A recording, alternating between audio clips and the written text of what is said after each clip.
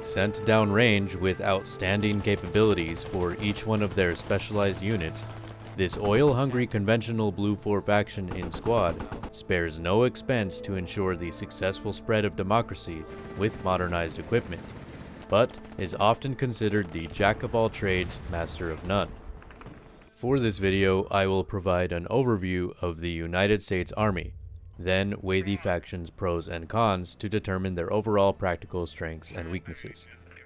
Citing Squad developers directly, the United States Army is the land warfare branch of the U.S. Armed Forces. It is one of the largest military organizations in the world, responsible for the U.S. military's land-based efforts. The U.S. Army has gained much experience as a result of their extensive participation in warfare. They are also one of the most technologically advanced armies in the world.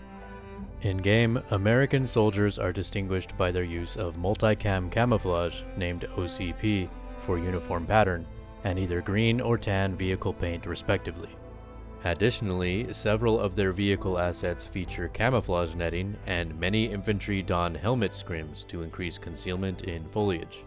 Being a member of the Blue 4 Alliance, the faction has the ability to deploy to every map and can oppose units from the Independent, PAC, and Red 4 alliances.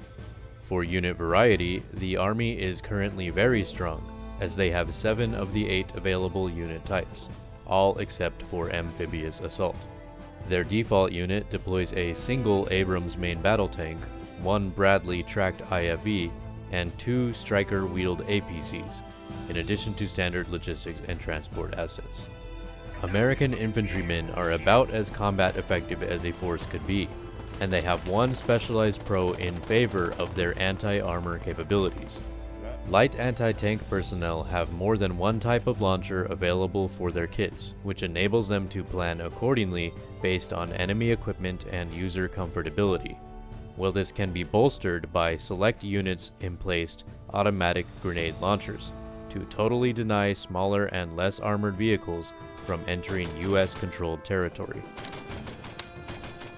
Beyond their individual prowess, US soldiers have renowned advantages well mobilized. First, they deploy one of the only fully combined arms units in the game, the 3rd Brigade Combat Team, 1st Infantry Division, which consistently sees battlefield success thanks to the symbiotic relationship between Strikers and Bradleys.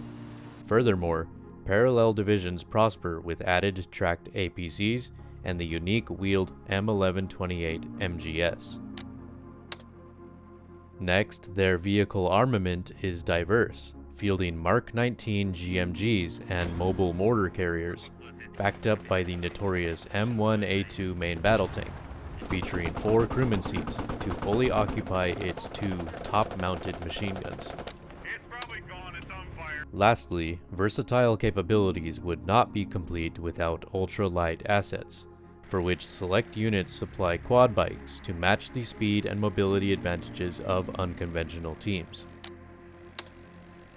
Though American soldiers thrive in nearly every combat scenario, they suffer from one major con and disadvantage. Deploying a land-focused arsenal, none of their tracked or wheeled equipment features the ability to traverse across water, which severely hinders their territory control in biomes heavy with deep rivers and coastlines. At the end of the day, USA has its specific strengths and therefore should be played accordingly for best results.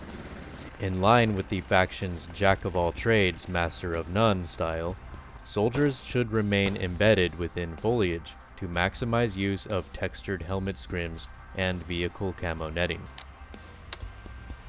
Though there are few missions the US Army cannot accomplish, they are strongest at the destruction of lightly armored vehicles thanks to a varied repository of LAT kits and stationary weapons. As for the overall strategic specialty of such a universal force, their most reliable and fine-tuned potential lies within exercise of their full-fledged combined arms tactics. Keep in mind, however, the faction does have a core vulnerability. Compared to other, less versatile nations, United States Army equipment is unable to effectively control land that is surrounded by water. This means the biggest detriment to their units are the successful tactics of an amphibious assault.